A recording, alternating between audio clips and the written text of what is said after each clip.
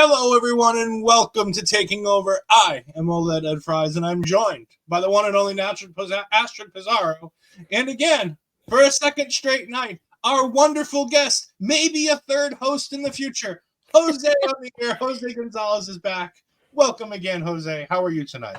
I'm good. It's good to be back. It was a fun PLE to watch for the end of the year, and I just realized that I have not done one of these in a while, so I have to in honor of the natural. Yeah, it's been a while. I mean, night two of a very fun deadline weekend. We've had some great predictions. We've had some fun stuff to watch tonight, and it's very interesting to see how things did end up unfolding compared to how we thought they would. So, yeah, they did storytelling tonight. Like, Sean went heavy storytelling on a lot of these matches tonight. I feel banger of a show. Just a quick out of the gate, for anybody who hasn't seen the show, before we start talking about all the matches, out of 5, what would you give this show, Jose? I would say probably at least a 3.5 to 4. Maybe I'll say 3.75 out of 5. Astrid? I think I'm going to give it like a 4.5. I feel like there were moments it took me a little bit to get into the matches, but other than that, I feel like it flowed very well. I'm going to go right in the middle of the both of you. I'm going to go 4. I think this was a 4-star night. A lot of things felt right. I'll say the one down part of the evening was no fault of their own, but Kiana and Roxanne had a no-win situation going on in that match because that crowd knew what they were going to be getting at the end of the night with Ilja versus Baron, and then having the men's Iron Survivor right before it. Those poor girls were in a no-win situation, and they worked their ass off in that match. But the finish didn't help, and the spot that they were in didn't help them immensely. But I like that they were given a prime spot on the card. being the semi-main event, which is an important spot on the card. Yes, it's they got a little rough because of the fact of the match that came before it, but it's still nice to see Sean going out there and going, yes, you two girls are going to go out there right before the NXT Men's Championship match. I think that, again, shows some, something that a lot of places don't have, which is confidence in the women. Yeah, and then I will say with them being semi-main, it doesn't feel like it's like back in the day when we had the death slot that we would quote unquote call it, where it was just like, okay, we have a hard out at 11 o'clock where you're going to try to get as much in as the show.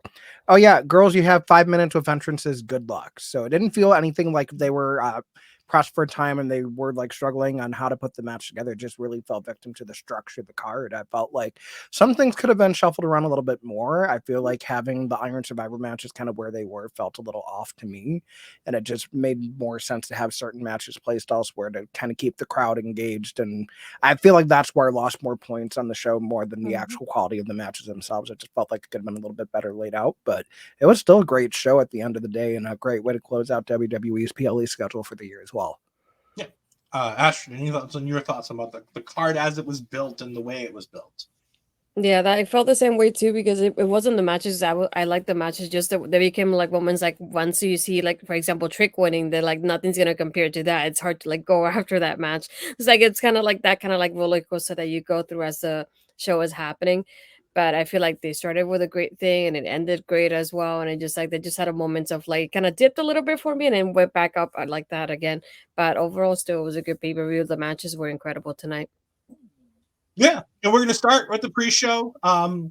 So I don't have a lot of great notes. I have the condensed version of my notes are all the Iron Survivor stuff, and it's not spots. It's literally this happened, then this, like who came in and who got pinfalls win. Other than that, my notes are literally person A beat person B, and sometimes remove it. Axiom defeats Nathan Frazer in the pre-show match. I even went and pulled the graphics because thank you, NXT. You gave us graphics for all the winners. I greatly appreciate this. Axiom gets the win. Jose, what did you think of the opening match? I think it was a good way to get the crowd hot. I liked that it was a very back and forth match. It felt like they were really trying to show like the more aggressive side of Nathan Frazer, kind of feeling his oats a little bit more, coming off of like his stuff with the Heritage Cup and kind of really trying to bet on himself a little bit more. But ultimately, Axiom having more of the experience does lead into it. And it really showed with how there were so many good near falls. You could see the aggression come out of Nathan Frazer a little bit more, but Axiom prevailing. It was a really good opening match. We were all wrong in our predictions, but hey, if us being wrong still led to a great match, I'm never going to be mad at that.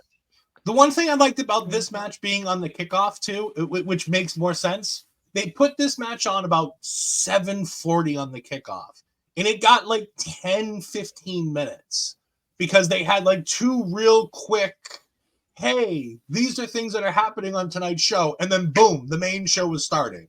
So I really like that not only did they get time to have the banger match they did, but the way they positioned it in the kickoff show meant that it was a wonderful transition from we spent almost the entire time talking about wrestling, having a wrestling match, talking about the match is going to kick off the show, and then boom, main card. Now, sort of main card. We'll talk about the other roadblock speed bump in this card in a moment. Astrid, your thoughts on two of your favorites going at it one-on-one? It tore me. This is why it was so difficult for me to pick who to win for this match, particularly because I feel like it could have gone either way for both of these. But like, going off of what Jose was saying, they had a great back and forth. They have great chemistry. I love how they play off so well with each other. That they had a moment like the Spanish Fly and the Superplex that I was just like, that was just beautiful to watch. I did like, especially towards at the end, after Axiom wins, he just wants to shake Nathan's hand, and Nathan's kind of like, he kind of slaps it out of him, but still hugs him at the end. I was like, it felt like a little bit of like, do we have a little something coming in there that we're gonna get hints of maybe? But I do love seeing them hug at the end, and Axiom celebrating as he should have for that win there as well. I know this is what should have been the match on Tuesday, but still it's great to see it here and get them that highlight to like really start off. Because even though for us is we kind of saw it as a kickoff, it's still like the main, like the first match that we get of the night. So we do really had it kicking off for us tonight, but it still was a great way to like open the show. All right. Well, before we get going, I want to, because Mark's going to bed, so I'm going to go ahead and pull this comment up. It's 4 a.m. for me, so I'm going to go to bed. But I wanted to say the PLE to disappointment for me was Fallon's performance. But you have a great Mark. We're going to have a chat about that one because I respect your opinion. I respect your wrong opinion that Fallon had a bad performance in this match. However, we are going to shine a nice light on Mr. Jose here from our good buddy Bobby Munson saying, good evening, everyone. Hope you all enjoyed the show. Jose, thank you for doing the shows you have with our local establishment. You do amazing work, and it is an honor to have you here at the channel. I appreciate it. Thank you, Bobby. Without any more thoughts on Axiom versus Nathan, we get to, as I call it, the speed bump of the show, where CM Punk has to take his necessary victory lap, where he's coming out here and doing all the shows, and he's out there with Shawn Michaels, and they have a back and forth. It's fine. They take a selfie in the ring, and it's fine. I would have preferred this to be Triple H, to be honest. If we're gonna do this, it should have just been Triple H to get that out of the way. Like, I know we've seen it's a cold day in hell picture from Triple H on the night that Punk came back. But, like, if we're gonna do the whole selfie and having fun thing, it to me, it felt like it should have been Triple H. Does anybody else have any other thoughts on Punk and HBK and their public selfie?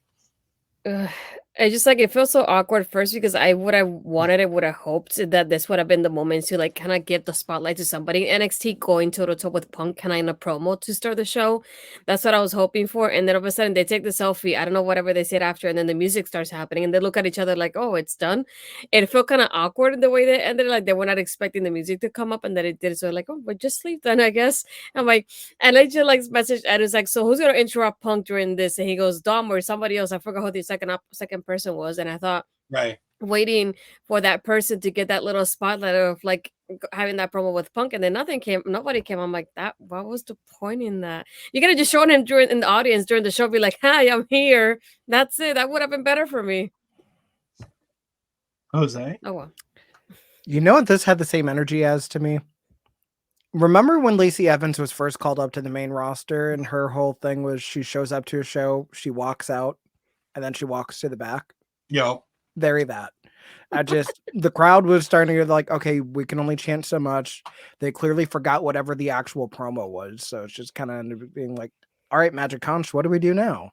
And then apparently it's take a selfie. So it's just Punk being there did not add anything to the show. It didn't detract anything from the show. It just kind of it felt like it was a waste of time just because there was nothing to build off of. It was just like, oh, he's there. It's good for a pop. That's it. It's to build the appearance on Monday night that he's going to be figuring out what brand he's going to and teasing that he'd come to NXT, which he's not going to do because he wants to be the best in the world. And if you want to be the best in the world, I'll be honest, you don't come to NXT. I love Carmelo Hayes. I love Ilja Dragunov. They're not the best in the world. So, if you want to do that, it's Raw or SmackDown. So, it's a bit of a waste of time. But then, think something that's not a waste of time. Dragon Lee versus Dominik Mysterio. And Jose, Ashton, I'm going to let you go ahead and talk about this one first. What I liked about this one, though, is just even though we have Dominik and I was going to say Dragunov and Dragon Lee here, it just feels like it's Dominik versus Mysterio. That's what it feels like because no matter what Dom did, he kept looking at Mysterio. And I was like, stop looking at him. You have your opponent in the ring, not on the commentary table. But I did like the moments. I don't know if it was Ray, though, that he was about to do that Dom was about to do the 619, and I think Ray kind of whispers, "I hope he slips" or something like that, and yeah, it just that was made Ray. me laugh in that moment. I was not expecting him to say that to his own son, but I like how every time he felt like he was taking down Dragon Lee, he would look at Mysterio and be like, "This is the one that you're picking for to be the next generation," but I have him down right now. And there was a moment as well when I think he was getting pinned, if I'm not mistaken, and he kicked out. He was close to the ring, and he touched the ropes, and even was like, "Oh, I'll give him that." It was ring awareness, and the veteran like ring awareness. I was like, "Okay, we get it." It's just he's not a veteran. Don't be saying it like that either. But I like that they still have chemistry. I like how they came up here as well. It's just a matter of the ending felt a little bit awkward-ish to me. I know Ed mentioned it. I was thinking the same thing when it happened. Just it felt like it wasn't supposed to end that way because I felt like it felt kind of quiet after the bell rang. And then, like, the music took a little bit for it to play as well, so it made me doubt whether Dom had kicked out or not. And it took me a moment of like, let me wait for that replay to see if it's true or not. That was the only thing. But other than that, I feel like they had a great match, like a good back and forth here. Yeah, I didn't have so much the question of whether or not Dom kicked out as whether or not Dominik was supposed to kick out. Because Lord knows he didn't kick out. He just laid there flat on his back. And I'm like, Vic seems really surprised that Dragon Lee won this match for the guy who's going to have to know who wins and loses these matches, considering he's the one who has to do the call play-by-play. So you would think he, of all people, would kind of know. Like, I know some people didn't like to know. Jerry Lawler, for one reason, hated to know what was going to happen. Michael Cole, for a lot of it, doesn't like to know what's really going to happen. He's like, I just need to know who wins, who loses, and he kind of leaves everything else out because he wants to have, genuine reaction to a lot of things. But man, all three of them just shut the hell up as soon as Dragon Lee won that match. And I'm like, good match overall. I really enjoyed it. I felt like there was another 5 minutes of this match that they could have had that they didn't have. But at the end of the day, it was a pretty good match and a nice way to open the main show.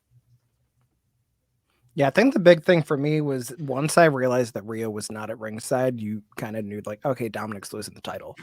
Like that was kind of paint by numbers there. I did like how Booker T was kind of chastising Rey Mysterio on commentary the whole time. Like Dominik's doing the Three Amigos, and then like Rey saying like he needs to stop stealing other people's moves and just do that. And then you hear Booker T going like La Raza, oh yes, just like messing with him, and like Vic trying to say like Vic, like, well, come on, like it's Rey Mysterio, and like I don't know how they never even brought up the fact that like they were talking about Rey's a cruiserweight champion, but Vic's like Vic Rey's like a 3-time world champion, but Booker never brought up and who beat him for the world title before, because that was Booker T at Great American Bash. But it was fun to just get the extra look in. I felt like the ending did feel, I don't want to say sudden, but it felt like it wasn't supposed to be that specific spot for the end. But ultimately, I don't think it would have changed the outcome for anything. And I feel like Dragon Lee having the championship now is going to probably hopefully take it to SmackDown and do something with it, because Lord knows, I know we were talking about it yesterday too. Just like EO being the only full-time champion is really taking the win out of the sails as far as like things you could do with the program. I know they have the United States title tournament going on now.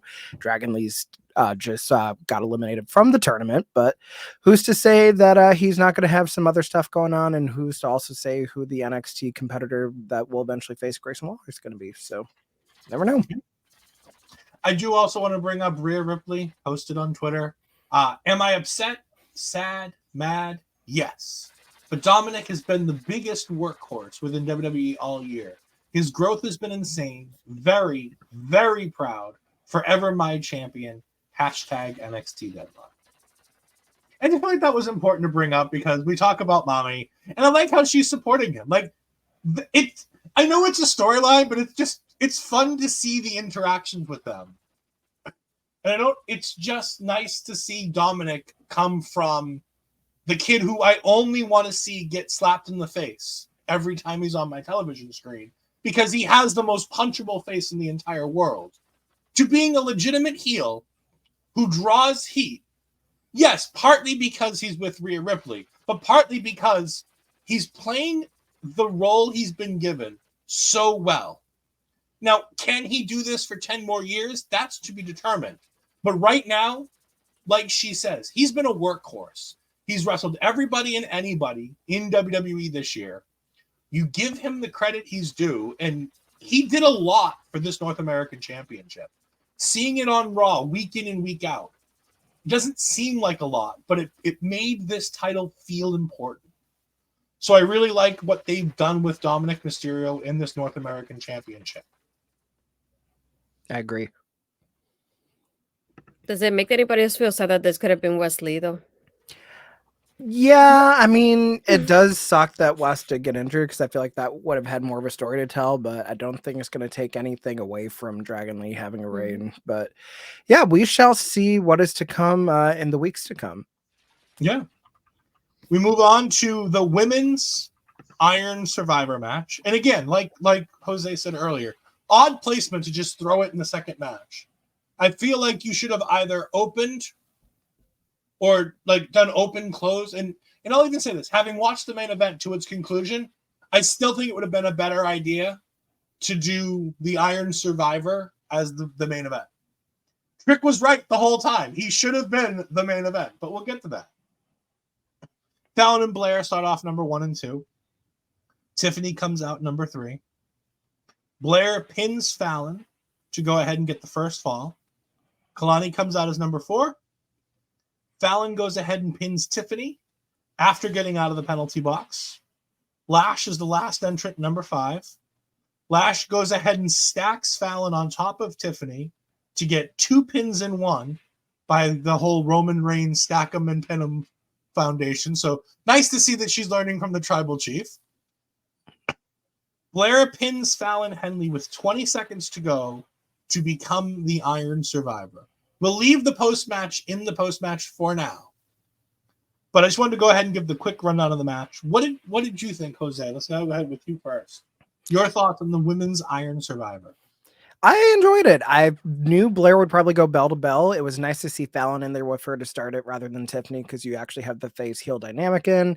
I like that they started to tell a story with very like back and forth roll ups and like really showing the urgency and the importance of getting a fall with 25 minutes still on the clock, because you can only have so much time where it's just you and one opponent before things get messy in a hurry. I mean, we got to see kind of the 2-on-1 that was happening with Tiffany and Blair once she got into the match. There were some like areas like once more competitors started getting in where it felt like there were like some lapses in like getting to certain things. But aside from that, once we got there, it was like full steam ahead. I thought the stuff they did with the actual penalty box was great, where they had Metaphor blocking it, so they had a way to kind of build to something happening on top of it, where Tiffany would throw Fallon through the announce table, and then she would do that massive swanton onto Metaphor. The way that Lash came in, we thought that we were going to get a Tower of Doom. We had a double power bomb, and then I don't think I've ever seen anyone do this before, but a 1-2 superplex. I don't think I've ever seen that before, and that was really freaking cool. Kelani, I mean, she is the least experienced of everybody in the match, but I thought that where she was active, she added a little bit of I don't want to say intensity, but like a good quickness to it. She was showing a little bit more fluidity, really trying to play to her speed. I thought that once we got into the thick of it, it did end up really getting a chance to kind of shine and deliver. So all in all, I really enjoyed it. And I do feel like coming out of it, now it kind of makes sense as to why Blair is the Iron Survivor.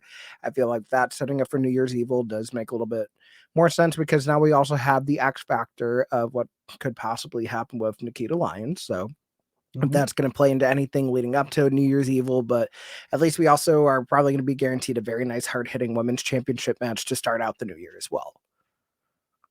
For my thoughts on this, the real quick thoughts on this is there's a spot about 19 minutes in to about the 22-minute mark where all of a sudden everybody's going nuts in this match and everybody's doing something. Nobody gets any pinfalls, but it's just this crazy amount of motion going on.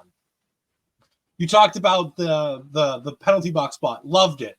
I loved it. I also love that the camera caught Tiffany checking on Fallon right before she pushes her off, because the camera cut 2 seconds too early. Yeah. So that they caught Tiffany making sure Fallon was positioned so that she could push her off. The Swanton was fantastic. I was almost right with the prettiest moonsault ever. It was only the Swanton. I also want to give kudos to Fallon Henley and Tiffany Stratton for the cartwheel. That Alabama slam was beautiful. That was one take perfection from the two of them. And again, I will reiterate, I disagree with. I agree that Mark has the right to have his wrong opinion, because I think Fallon was a star in this match. I will say that it wasn't the match of the night that we were hoping for, but it also wasn't a train wreck. Nothing bad happened in my mind in this match, but it wasn't also. It didn't hit the heights that the men's match hit for me. But I thoroughly enjoyed it. It was early contender for match of the night, and if we take out the men's Iron Survivor, I think it was match of the night. It was my second favorite match in the entire card. Ashley, I'm going to let you cover the match, and then you're also going to be able to cover what happens after the match. No, I love the parts about this. Like Jose was saying, we have that heel face dynamic with Fallon and Blair to begin with, and I love seeing that. I feel like even with Blair, she was able to show off not only herself but Fallon at the beginning there as well, and give her that spotlight until Tiffany came in. And at that moment when Fallon's like, "I'm gonna go towards Tiffany," and Blair's like, "Don't forget about me," and she literally kicks her uh, towards the outside there. And they do have like that 2-on-1 kind of situation for just a bit there, and I like how we had that moment of Blair she kind of gets a little bit too trusty with Tiffany. Tiffany's like, not with me. It's, it's Tiffany. You can't really be teaming up with her for too long. Um, and I did like also that spot when they were doing submissions on each other. I think it was, if I'm not mistaken, I know that I think it was Blair was doing it to Fallon, and Fallon was doing it to one of the other girls, and like having like doing it on look like a centipede to put it like that on top of each other like that So I almost. think it was I think Lash it, on the bottom, and I and think then Fallon Fallon. had a sharpshooter, I think, on her. Yeah, and then Blair Yeah. had Fallon. And then Blair had Fallon, and then I think Kelani, yeah. had Blair. Yeah.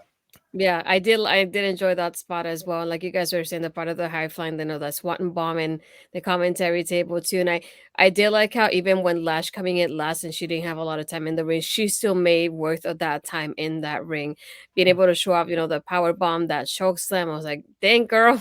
But it's nice to see her showing up that power. I feel like it's not often we see Lash getting that kind of spotlight, so we can show off a little bit from her. So it's nice to see that as well.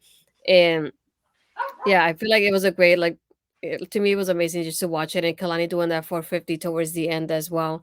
And yeah, I feel like they did great and amazing with this one. And I feel like everybody was able to show off a little bit about themselves throughout the match. It was like really well balanced, just what I liked about it. There was no moment that was like really slowed down. Once it really started, it picked up.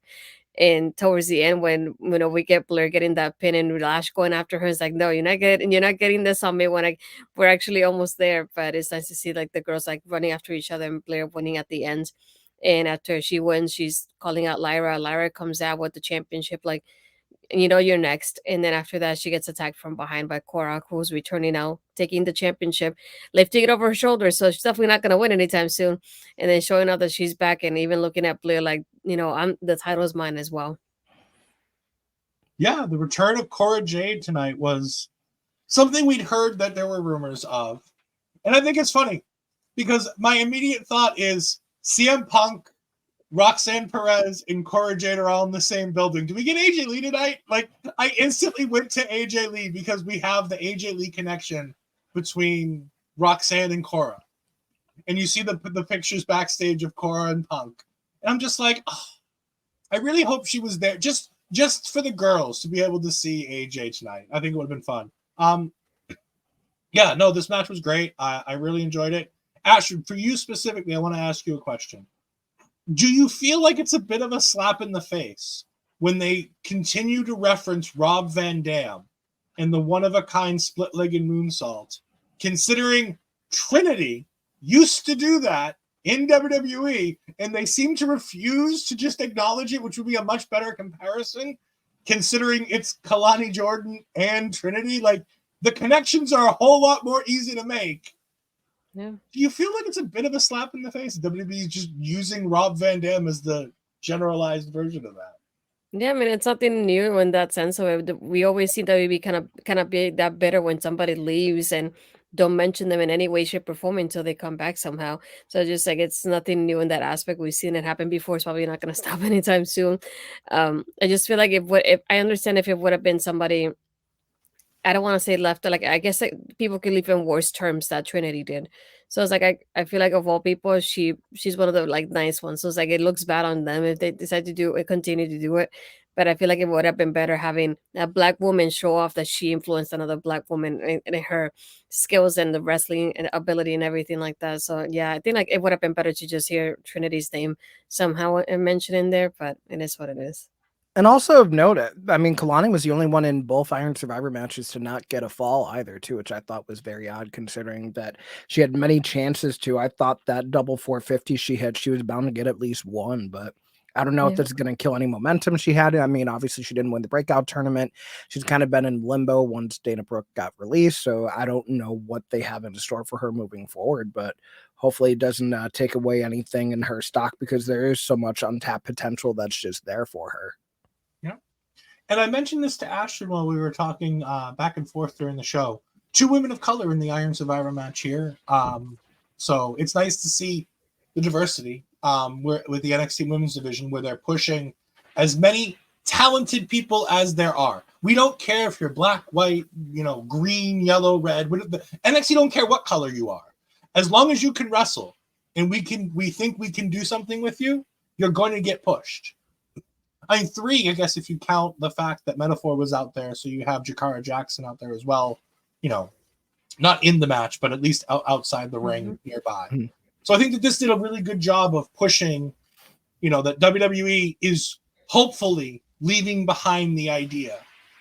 Hopefully with Triple H being in charge and more people of a younger mindset, with Triple H being of a different mindset than the regime that was there before, that hopefully diversity can continue to thrive and continue to grow underneath the new management with Shawn Michaels, with Triple H, people who hopefully have slightly less stupid views. We'll just go with more respectful views. And also of note, this is another time where Ed was right with his predictions. He predicted Blair was going to win. We did not, so he did take the lead in predictions. So we then have Trick Mello preparing backstage, and Trick seems very irritated and angry, and almost like at this point he doesn't believe Carmelo. He's starting to believe everybody else that Carmelo was involved at this point. But they go back and forth, and Carmelo gets ready to go have his match. And we get it. Carmelo Hayes. Oh, wait, hold on.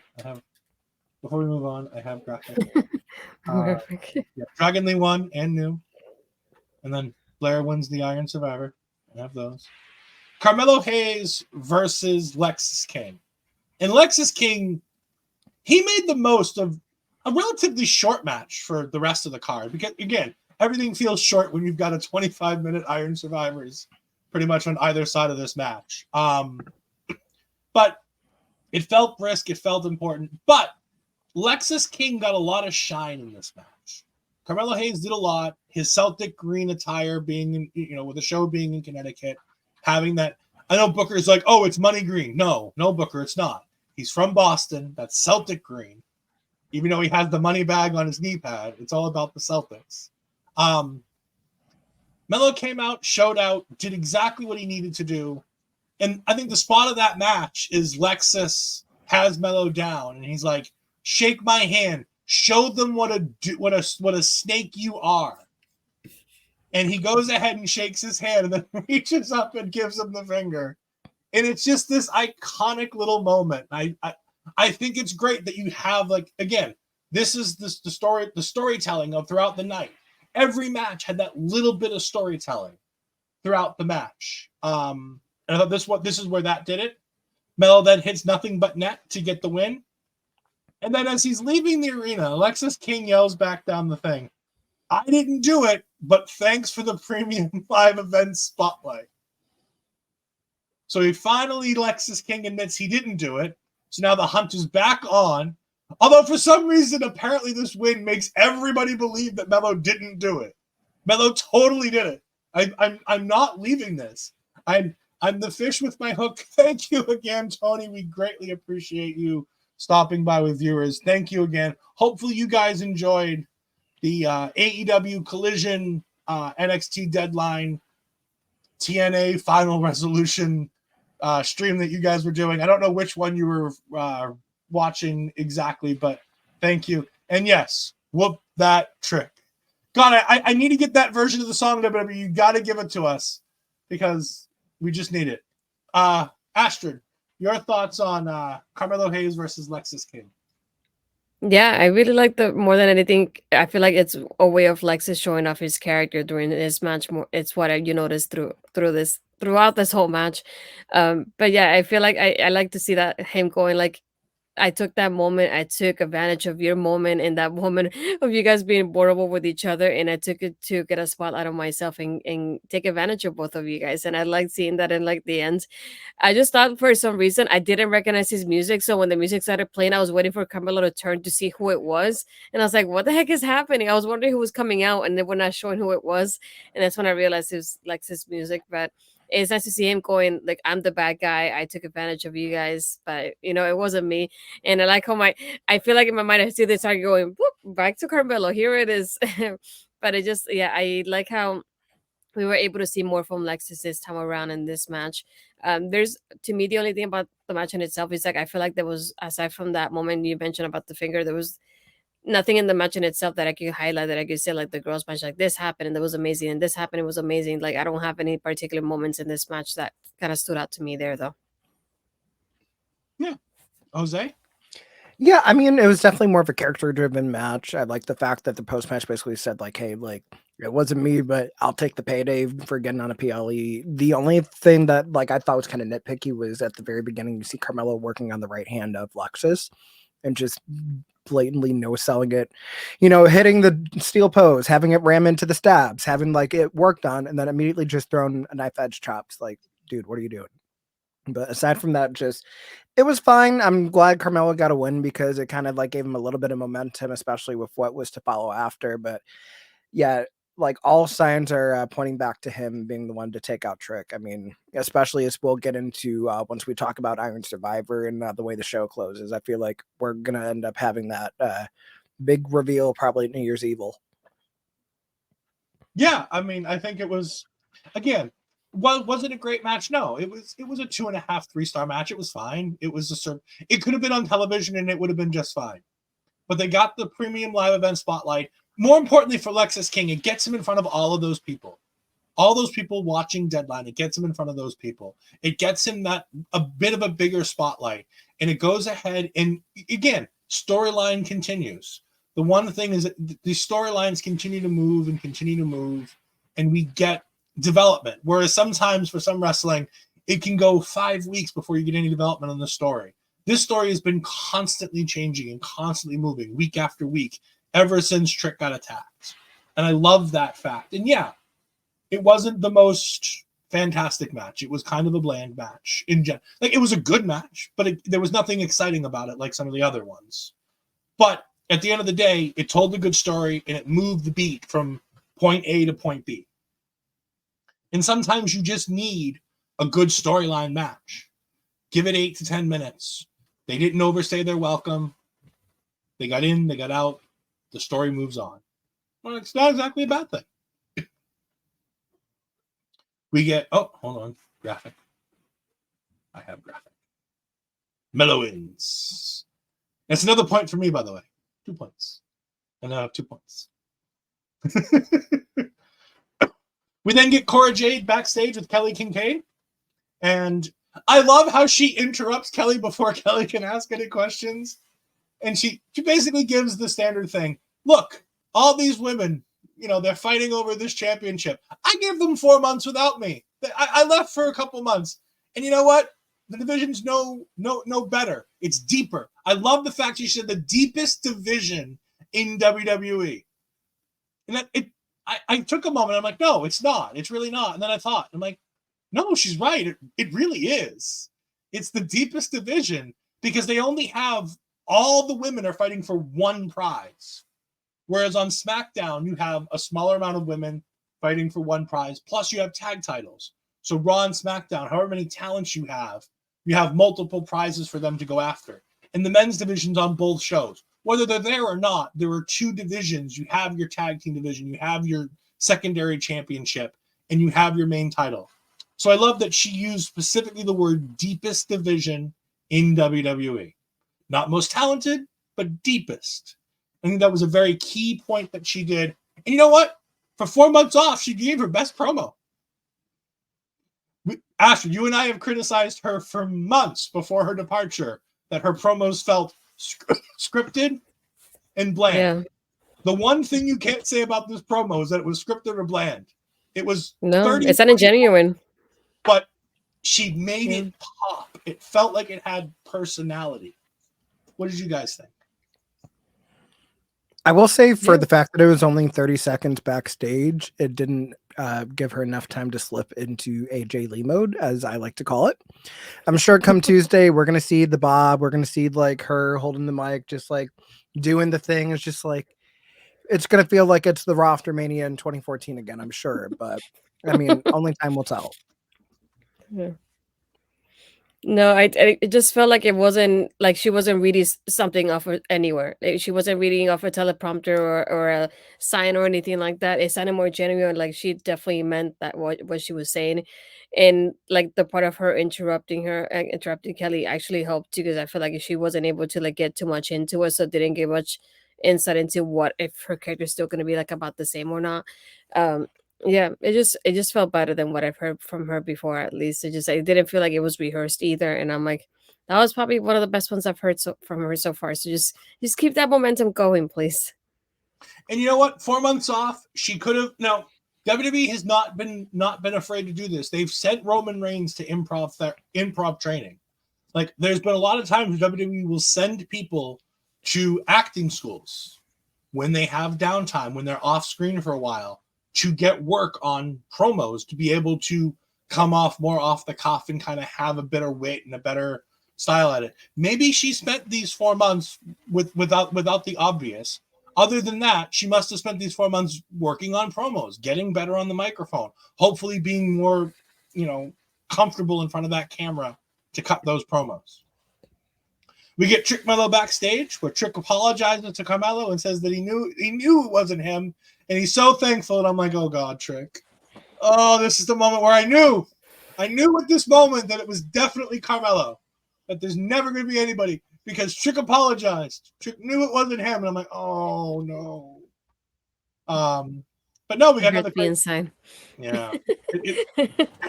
It's all Mark. It's all Mark Wrestling's fault. Mark, when you watch that, it's all your fault, buddy. This is because of you mentioning that with that Apollo Crews segment that this was going to be the end of Carmelo and Trick. That was it. Again, nothing great here, but all right. Now for my biggest pizza notes, and again, I'm going to go through the entirety of my notes about the kind of what happens and who gets what. And then we're going to go ahead and break it down and people can talk about the spots they want. I think that's the easiest way to do this. Dijak enters number 1. Briggs enters number 2. They brawl out for the entire 5 minutes, but right at the end of the 5 minutes, Dijak pins Briggs as Tyler Bate starts to come out of the entrance, and he gets the first fall. As soon as Briggs gets out of that thing after the 90 seconds, he kicks Dijak in the face, while Dijak is up on Tyler Bate's shoulders. And then he goes ahead and throws Tyler Bate out of the ring to pin Dijak to tie it 1-1. As soon as Dijak gets out of the penalty box, he then gets hit by Tyler Bate and gets pinned again. And it's now 1-1-1 for all 3 guys that are in the match. Finally, Trick comes out at number 4. That was the first 10 minutes of this match, and it was craziness. Trick comes out at number 4. Bate pins Trick, and now Bate has the lead 2 falls to 1 to none for Trick Williams. The fact that Trick Williams has 0 falls is something you need to remember throughout the entire match.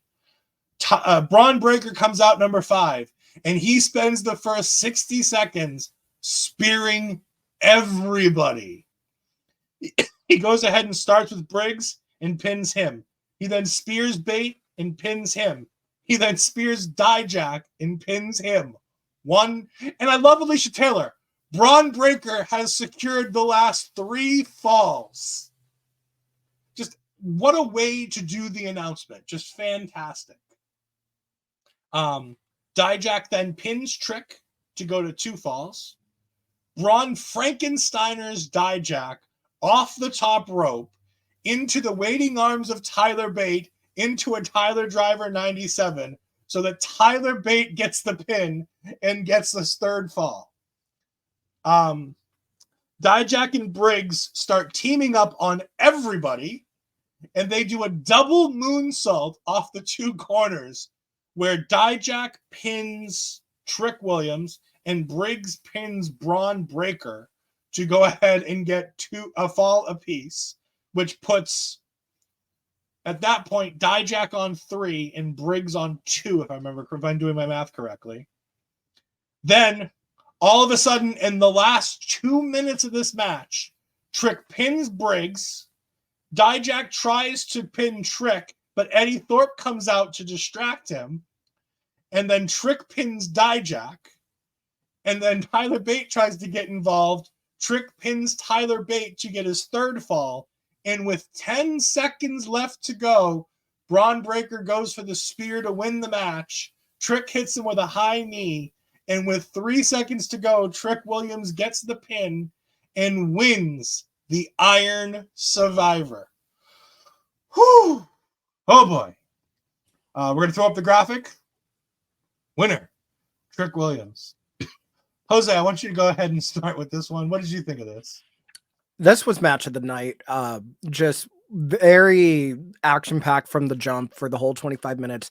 Might I also say I predicted this correctly and the other two didn't. So, kudos to me. But the second the Trick came out and the crowd was already electric, like, regardless of what they had booked, he needs to win. But you talk about how Dijak and Briggs were like throwing the heavy lumber from the jump. The fact that we had 5 minutes of just big meaty men slapping meat.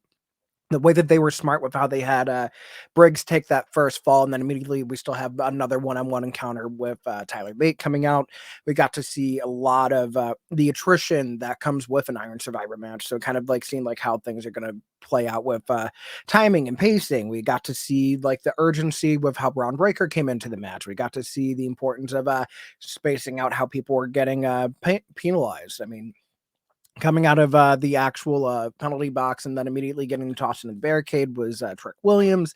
Seeing how like there are so many different like very close calls. I know one that stuck out to me was Bron Breakker. I believe it was with Tyler Bate. He did this moonsault fallaway slam for a near fall that you thought would have probably put him at 4. But the closing sequence alone is what the Iron Survivor match is all about, because you talk about having the odds stacked against you. The fact that we're like cutting it super close, like, oh god, like after Eddie Thorpe comes out, we have 40 seconds to finish this match, and just seeing the wave of Trick just overpowering and like being able to outmaneuver each opponent to get them penalized, to the point where by the time that everything's all said and done, it comes down to just him and Bron. There's literally no way anyone else can break it up. So it really was a perfect Cinderella story, I thought, for Trick Williams with this match, and it was my favorite of the night.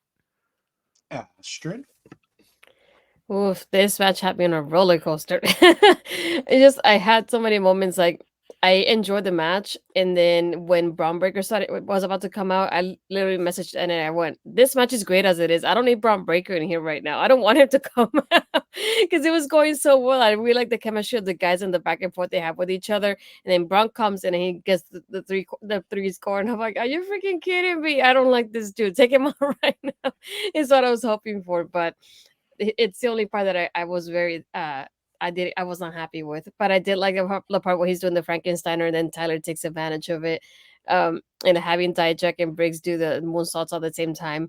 And if I'm not mistaken, there was a point that Dijak and Briggs doing the big boot to each other, because I think it was Tyler that ducked and they hit each other the way they did, and Tyler just spinning Trick the way he did, and one moment he does it without his arms too, like getting that reaction from the crowd was amazing to hear. But just when I was like thinking, oh, here Tyler has it, he's so close, and then Trick starts getting all the falls, I was like, oh, dang it, Trick is winning for sure. But I'm still very happy to see him getting that spotlight. When you think of like Braun kind of did it, but Trick did it even better. That's how I felt in this match. It was just amazing to watch it.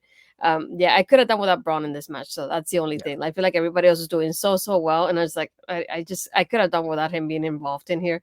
But yeah, it was just incredible to watch all these guys. I like having Eddie come in and involve with Dijak and keep that storyline going. I was like, fine. I was waiting for something like this to happen between both of them, and Tyler showing off his power, Dijak and Briggs showing off other like the bigger guys and still showing off their power. I love that there was a moment when the three of them were in the penalty box, and all of a sudden you could hear like people like hitting each other, but they're not showing us. I'm like, what is happening in that box? And then when they come on, they're just like hitting each other on the box, on their faces and everything, spelling their faces onto it. But no, it was just like I felt like after the women's match, this was definitely the match of the night for me, and then the women's Iron Survivor, and yeah, it was just incredible from beginning to end.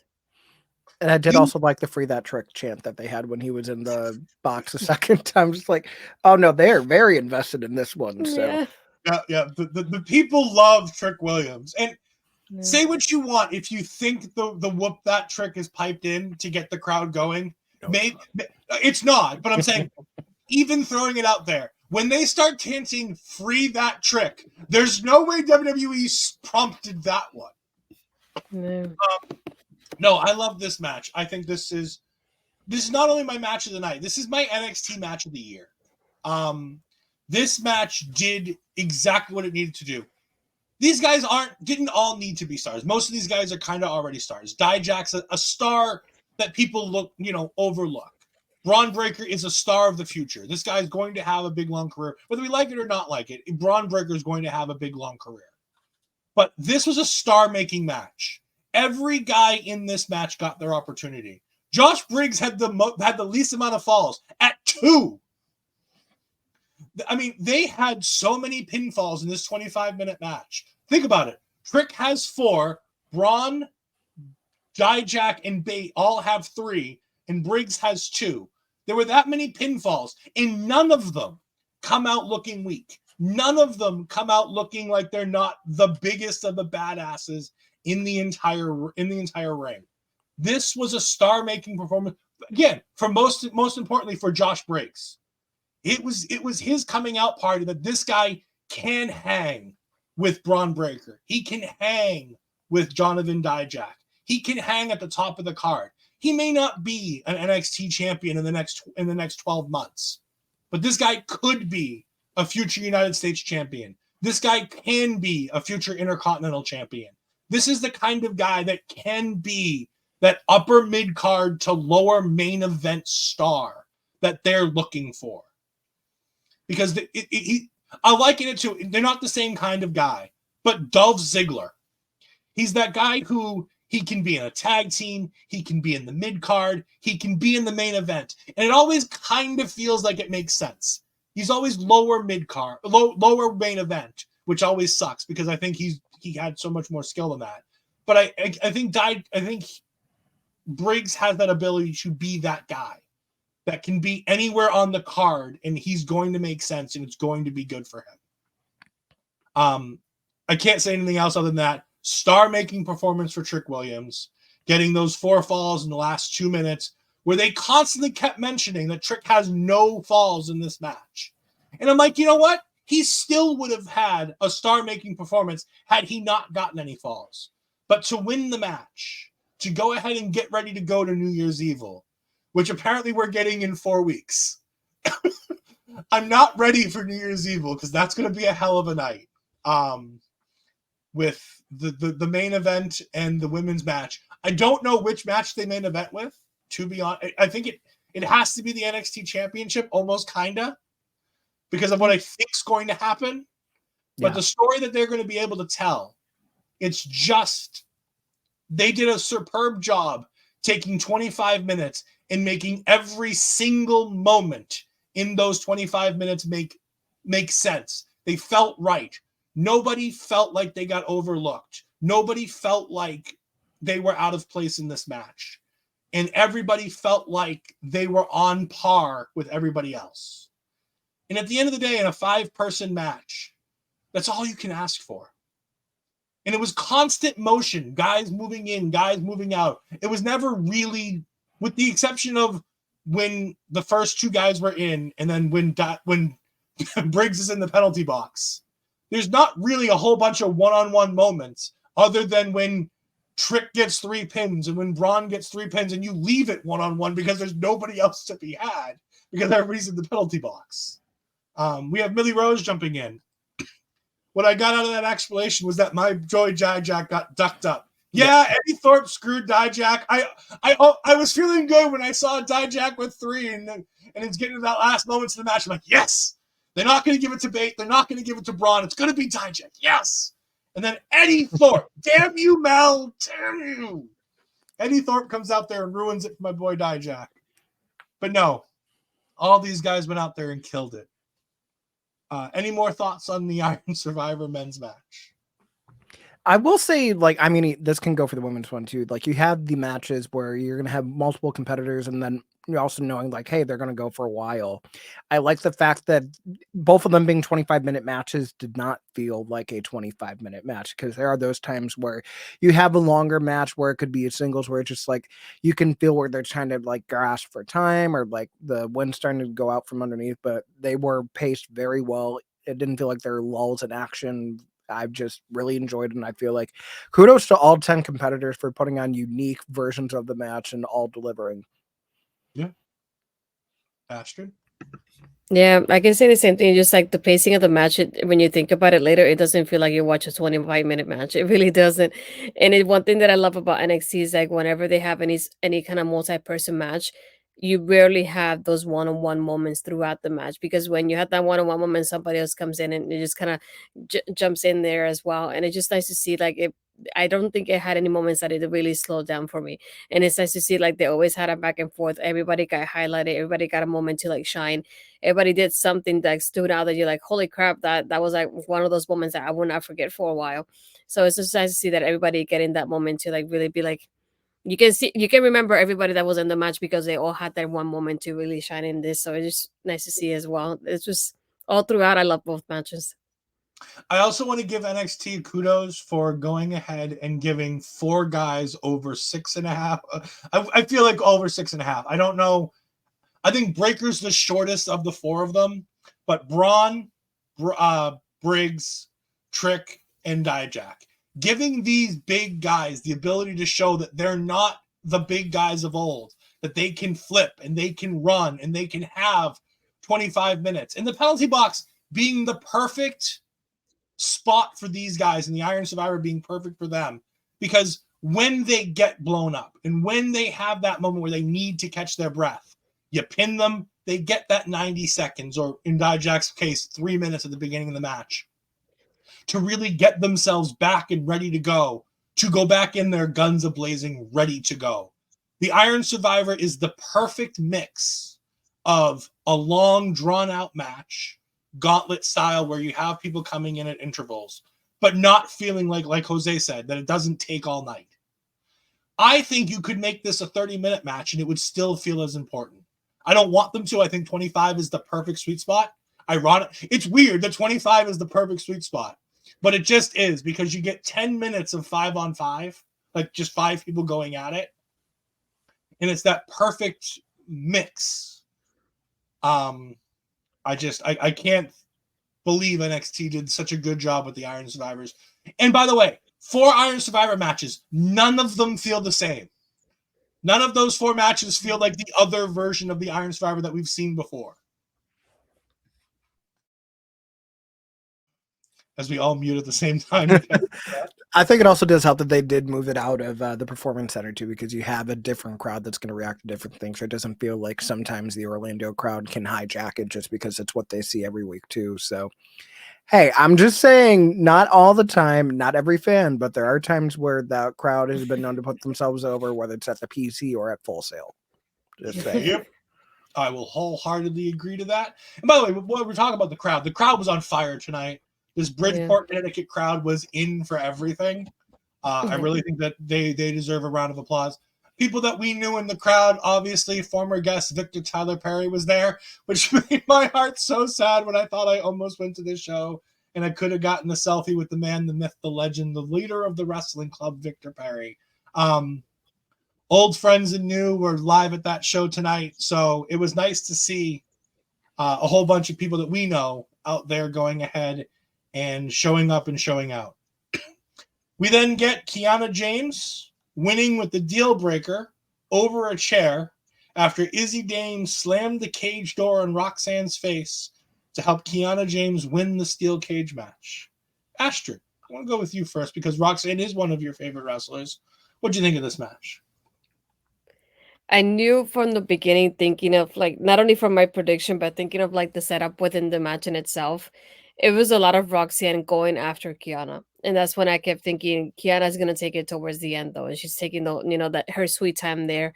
And you could the one thing I did like though more than anything was her aggressiveness. You could see, and they pointed out from the beginning is like I believe it was Vic that tells Booker, look how happy she looks to be in that cage. Like she is in her her environment there. And he's like, well, this is what she's wanted to be in this moment in pictures like this, for example, moments like this. So to see her, he's like, this is where she belongs. And yeah, from the get-go, I automatically thought with the way she's going at her, she's barely giving Kiana that moment to like really breathe. And I started to feel it even more when when Kiana's trying to escape and she starts holding on and she takes up the steel chair and brings it inside the steel cage with Roxanne. I kept thinking it's going downhill from here for Roxanne for sure. So yeah, I definitely knew that was happening. I was just waiting for that moment of like how they were gonna bring Izzy into the match. I had a feeling that was gonna play into it as well. Once she did, and they're like, "Oh, who is this?" I'm like, "Yeah, it's Izzy. I already figured it out." But yeah, yeah, so just that moment of like we still have Kiana getting that spotlight there, and her and Izzy will be like an interesting pairing going forward. It'll be nice to see what Izzy can learn from Kiana, ever since Kiana has grown a lot since she's been here in NXT as well. And can I say that I love both of their gears? They look great tonight too. They killed it. Yeah, it was a good match. It didn't live up to the hypes that was on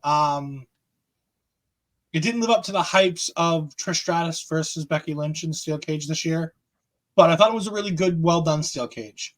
There's only one moment, and before I get to that, we have Millie Rose jumping in. And if I watch NXT, I mostly watch it on mute because of that crowd. Yeah, the NXT crowd has a tendency when they're in the CWC of kind of taking over a show, and it happened at Full Sail. Like that crowd was a bigger deal than anything when they were in Full Sail. Like Triple H would often go to the bar where the crowd would go sometimes after the show just to thank them for being loud. But they were an entity all of their own when the Full Sail shows were going on. So I like the idea, like Jose said, of getting out of that spot, going to these different places. And thank you for Bridgeport for going ahead and having people show up and show out tonight and really do their thing. With the women's match, the only spot I was really dangerously worried about was when Kiana got that steel chair in there and she had it upside down. I was terrified for a couple moments there because steel chairs are a very dangerous thing in wrestling. We've seen what happened to Cody when a perfectly well-trained wrestler, by the way, Kiana's trainer, thanks to information from Astrid, Kiana's trainer, Sean Spears, went ahead and hit Cody with a gimmick chair that wasn't gimmicked properly and what it can do to somebody. And the fact that she was getting ready to swing that chair with the leg side out is a very dangerous proposition. Hopefully somebody can get a hold of her after that match and talk to her and be like, look, we get it, heat of the moment, but you've got to take the 3 seconds to reorient yourself and get that chair. Because it's not only about your safety, it's about the person who's in there with you safety. And that's the only time that I felt anything in this. They're dangling off the top of the cell trying to push each other over in that spot. And I'm like, yep, we're all good. This is fine. But the moment she had that chair, I'm like, oh no, don't hit her. See, I wasn't even thinking so much like the safety stuff when I saw the upside down chair. I was getting flashbacks of Trish and Victoria. So that was something that stood out to me. I will say I did do some number crunching. So if we're excluding War Games, this was the 5th steel cage match we've had with women in WWE this year, and each of them stand well on their own. I thought it was a really fun one. I just wish it was placed somewhere better on the card just so the crowd was a little bit more awake for it. I did like the fact that like we got to see just straight up aggression from both of them, really like trying to make use of the cage as an environment as a weapon. We saw Kiana do quite a few different power bombs. That one out of the corner where Roxanne's coming down from the cage. We got to see her throw her into the cage a couple times, and then Roxanne hit to pop rocks. I did think that once we saw that there was going to be something where they said escaping the cage, it was only pinfall or submission, no escaping the cage. So once the door was opening, I was just like, something's going to happen. And then lo and behold, once Izzy Dame came out, like, just like, well, of course. But yeah, I think it was a good match. I don't think any steel cage match for quite a while is going to top Trish versus Becky, men or women. I thought it was still great on its own, but it's still going to be interesting to see what they do with Kiana and Izzy moving forward and how they eventually phase Roxanne out of NXT, because it seems so paint by numbers now that once the Rumble hits, she's gone. I think so. I absolutely think so. We then get a breakout spotlight talking about the breakout tournament and the 8 gentlemen who are going to be in that tournament. And I did some research. Trey Bearhill is okay, folks. We're not going to have to worry about this. Trey Bearhill is of Native American heritage. It's not going to be that. So it might still be problematic as it's bad, but at least he's Native American, so it's not as bad as it could be with WWE. So kudos to WWE for giving the Native American guy the Native American heritage, the gimmick. So we can breathe. Jose's like, I have no idea what's going on. We saw this on the last episode of NXT, and me and Asher were like, oh God, please make sure he has at least some Native American heritage in there. Yeah, no, I know what you mean. I know exactly what you mean too. Thankfully, I'm glad it's one of those things where it checks out. So yep. At least according to WWE's recruiting page, it checks out, which is another thing all in of itself. Ella J, thank you for jumping in. We greatly appreciate it. Hope you're doing well as well. And for anybody who doesn't, please go check out Ella J on Twitter at Ella J. Go ahead and find out all the fantastic stuff. She does way too many things for any of us to mention. Not that any of us even know how many things there are that she does. But definitely go ahead and say her. She does fantastic work covering all things women's wrestling and all things wrestling. So definitely go ahead and check her out. It was a great pay-per-view. We all really enjoyed it. It was a fantastic time. Now, this is the point where I took a couple minutes to go use the restroom. I believe at this point we have Dragon Lee getting presented from Rey Mysterio, the new North American Championship with the new side plates, correct? Yeah, it wasn't anything spectacular. It's just screw down the plates, hands in the belt, and then it gets ready to go into the vignette for the main event. Okay, and then we get the main event. Yes. We had Oh, sorry. And we had a moment with JBBJ backstage and Fallon, just like, he's like, you guys did great tonight. And he's like, no, I didn't. I didn't have a great night. Like, I lost. And he's like, no, but you guys did still great. Like, you both had a great performance during the match. And then they're interrupted by metaphor. And they're like, oh, you didn't win the match. And she's like, well, last time I checked, you didn't win it either. They didn't announce Lash as the winner of the match. And I like how Fallon ends up like chopping Or of all people instead of Lash. And they all brawling. And you can hear Jakara going, somebody help or whatever. I forgot what she was saying, like yelling out for somebody to assist them. And then they announced a Miss Tech person for Tuesday after that. They also announced Eddie Thorpe versus Dijak again on Tuesday. So more to come with those two. But hey, that means Eddie Thorpe's going to be on 3 straight NXT episodes. So Mel's going to be a very happy camper with 3 straight episodes of Eddie Thorpe. 4 if you count Deadline, because he was there too. And Lash is going to probably slam a man again. Yes. Probably, I would assume it's going to be Jensen, right? At this point, it has to be Jensen. Well, who's bigger, Jensen or Briggs? Briggs is bigger, but I feel like they're trying to make a big deal out of Briggs, so I feel like it's going to be Jensen. She could slam them both, to be perfectly honest with you. Hey, do both. I don't think the 2 of them combined we equal the weight of Otis. Stranger things have happened. Never say never. Probably not. LJ, I'm all for Lash slamming another man. Yes, as long as people stop pretending like it's bigger than Andre the Giant being slammed by Hulk Hogan, it's fine. And also, yes, good for Eddie. Eddie Thorpe deserves the world. I'm happy to see him on these shows. We then get Ilja Dragunov versus Baron Corbin. Baron Corbin gets the motorcycle entrance. Great entrance from Baron. But he ends up losing the match as Ilja Dragunov defeats Baron Corbin with 3 H-bombs and a torpedo Moscow for the win. Jose, what did you think about the main event? I thought it was good. I like the fact that, as we all expected, it was a very physical match. I like that they made use of the outside. That German suplex that Dragunov hits the Baron Corbin was one that stood out to me. Just seeing how the frustration was starting to build with Baron Corbin, the fact that at the end, Dragunov is like, it seems like he's going to go for the cover after third H-bomb, and then he just kind of gets in his head like, no, you're done. And that's when he hits the Flying Moscow. So like really like layering in, as you mentioned throughout the whole show, like just the importance of storytelling and everything too. Like we got to see once that comeback started, just like even more aggression out of Dragunov than we normally do. Him telling the story of his back throughout the whole match. We saw that miss senton and then eventually him hitting it. So just, it was a good way to close the show. And then I feel like it made most sense after watching the match unfold that Dragunov did retain, even though we all thought Baron Corbin was going to win. But yeah, well, it means I win the predictions. That's all that matters. Who cares? No, I love this match.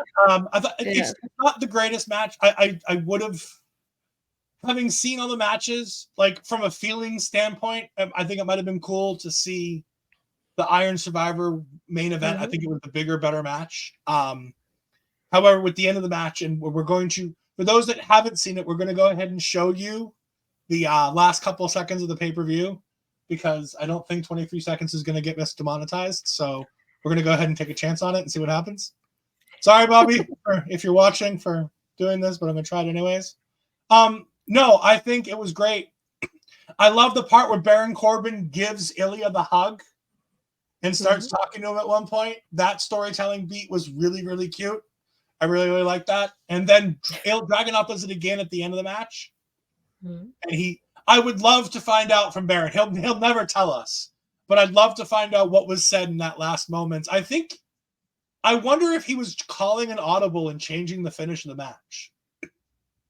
Because it seemed, like you said, we all thought he was going for the super H-bomb off the top rope. I wonder if that was Ilja calling an audible and saying, instead of going for that, I'm going to just do a Torpedo Moscow and call it a day. But there was definitely a little conversation held there. But I absolutely love it. It was fantastic. While Jose isn't on camera and we don't block him, I'm going to go ahead and put up, and still the NXT champion, Ilja Dragunov. Yep. Again, storytelling to the max. This match was more storytelling. Baron Corbin looks like a star, the star that he is. He makes Ilja look like a bigger star for beating him. And they protect Baron by having him take 3 H-bombs and the Torpedo Moscow. Having Ilja do almost as much as he needs to do to get that win makes it so even Baron Corbin looks bigger coming out of this match than he went in. And that's the key with the entire card. Nobody really feels worse off than when they went in, with the exception of maybe Axiom. And he won the match, and I still feel like he kind of comes off a little bit less impressive than everybody else for some reason. Yeah, I feel like the Axiom thing is just because it felt like he was not the focal point of the match, because everything seems to be pointing to what's going to happen next with Nathan Frazer. But I mean, to your point, to like, not only does it legitimize Baron Corbin being a threat with him to hit multiple finishers, but I think it's also kind of a double-edged sword. So you have the actual physical part of it, just like, he's so much stronger than me. I have to do everything I can to keep him down for 3 seconds because that's how dangerous he is. But it's also the emotional side of it, just like, no, you motherfucker, I'm going to do whatever I can to keep you down because you brought my family into this and you don't do that. So it did accomplish its point of telling the story. I thought it was good, but I mean, to your point, I do think closing the show with Iron Survivor probably would have been the best decision, not only just with the story that told, the action that it had, but also just how hot the crowd was for it too. You know, we have a moment. I'm going to go ahead and pull this up. Pushing boundaries. That's what I'm going to call it. So this is the first part's already been done. They've done the go home. And this is what happens. Unlike Corbin's prophecy, it's Dragunov who has everything. Corbin left with nothing. Long live the Tsar. And there's the #1 contender, the Iron Survivor. Can Trick slay the Mad Dragon? NXT title. And we're going to pause it right here because this is the image to talk about. I love the storytelling in this. Ilja Dragunov was the one who pushed Trick to become the single star. That match between Trick and Ilja, around the battleground stuff and in all of that stuff it wasn't Battlegrounds. It was the next one, the Lone Star one, Great American Bash. Mm-hmm. All of that build to that match, the after Trick accidentally hits Dragunov with the title, and that match that they have where it kind of makes Trick feel like a big deal. All of that is so fantastic because now it's Trick who's a star. The crowd is behind him. They love him. And he's their guy. And now he's going up against a bigger, badder, madder, mad dragon in Ilja Dragunov. And who's that just creeping out in the back of the shop? He can't stay out of the spotlight. I just think it's fantastic storytelling. Yeah, it's going to be a heartbreaker once it happens, but I think we all know what's going to happen. Do you think that match needs the NXT championship at Stand and Deliver? I don't know. It feels tough though because I do want it in the sense of like I want Trick to have that championship because we barely had him with the North American Championship, and I want him to come out and say like I became a bigger star than Carmelo in the end, kind of thing. And I want him to show out what he has compared to Carmelo has at the end of the match, if that makes sense to me. But I one up you the way you were like we were had that back and forth of like I've been there for your moments, but you've never been there for mine, so I'm gonna get a bigger moment than you have. But it still is like I know it's gonna be good because they're both talented, but it's still gonna break my heart torn to pieces when I watch this though. See, this is where I get torn because I don't know if we're gonna have Trick win the championship before Stand and Deliver, but I feel like at the screw job is going to happen at New Year's Evil. I feel like there's going to be some sort of match at Vengeance Day. I feel like it's going to come to a head at Stand and Deliver in some sort of stipulation. I just don't know if it's going to involve the championship or not. I feel like if anything, that might be where you pull out an I Quit match, and then that's also a good way to send Carmelo up to the main roster and then have Trick kind of like find his footing again now that like he can kind of look over his shoulders and not worry for his livelihood, and then hopefully from there be able to capture the championship. Yeah, and that's kind of the point I was trying to gauge other people on, because in my own mind, I'm like, no, the match is good enough. It doesn't need the title. But at the same point, like, this can be your main event for Stand and Deliver with all the heat and all the story that you've got built in this. If Trick loses at New Year's Evil, Melo comes out and screws Trick at New Year's Evil. And Ilja's like, that's not how we're doing this. And so he goes, and a month from now, Vengeance Day, it's me, it's you. And say they put him inside of a steel cage or something where Melo can't interfere. They somehow keep Melo out of it. And that's the point where Trick gets his big moment. He wins. And I think you can put the title on Trick right there and then build to it, because then you can have that last moment at Stand and Deliver being Trick standing over Carmelo or with Carmelo with the championship. And maybe they come together. Maybe it's, sorry, I let the championship get in the way of us. I'm so proud of you. And you get that last hug from Melo as Melo, like Jose says, because I think that's it. Stand and Deliver is the end of the line for Carmelo Hayes in NXT. And it's going to be sad because I've loved his time here. But I think he's got bigger and better things on the horizon on the main roster. He's going to not be dropped the ball on as some of these NXT people have in the past. Triple H has done a very good job of when he calls people up. He typically does a very good job with them. I feel like he knows exactly what he can and can't do with Carmelo. And so I think it's going to be great. But man, that last moment of that show with Melo just sneaking out there behind Trick Williams. Oh, it was a fantastic show. Yeah. It was utterly fantastic. Well, I think we all agree the match of the night is the men's Iron Survivor. I think it's it's hard to disagree with that idea. Like, I'd love to hear people if they think there's something different, if there's a different match that they thought was the match of the night. I'd love to have a rationale reason why. One, because I love polite discourse. I think polite discourse makes everybody a better human being. To be able to talk to somebody who has a differing opinion and be like, yeah, I see your point. I don't agree with you, but I see your point, and we can agree to disagree. But you can't have that on the internet because everybody has to be right on the internet. Jose, speaking of being right, where can people find the right content by watching Jose Gonzalez on the YouTube and on the Twitch? Oh gosh, so not so much the Twitch anymore, but anywhere else you need to go, joseontheair.com. So all your content needs, whether it's going to be interviewing with some wrestling personalities, content creators, seeing what I'm up to gaming wise, or just kind of you never know what I'm up to. I'm up to everything and nothing at the same time. So joseontheair.com for all my stuff. And when in doubt, just remember, Mello did it. Mello did indeed do it. Astrid, where can the good people find you?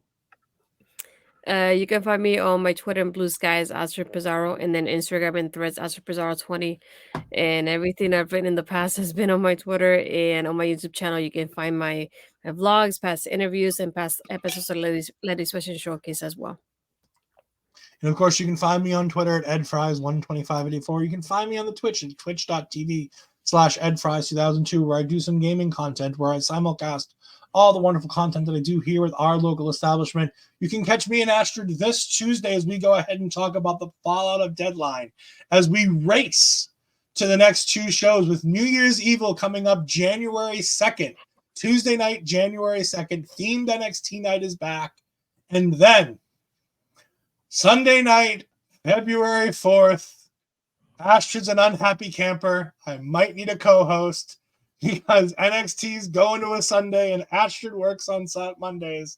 So, but no, we're going to have a fantastic show for Vengeance Day on that one. Jose, thank you again so much for joining us for these two shows. It has been a fantastic time.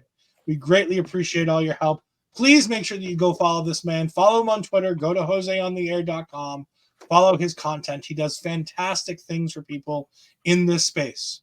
But for the three of us, this has been Taking Over. We'll see you next time. Goodbye.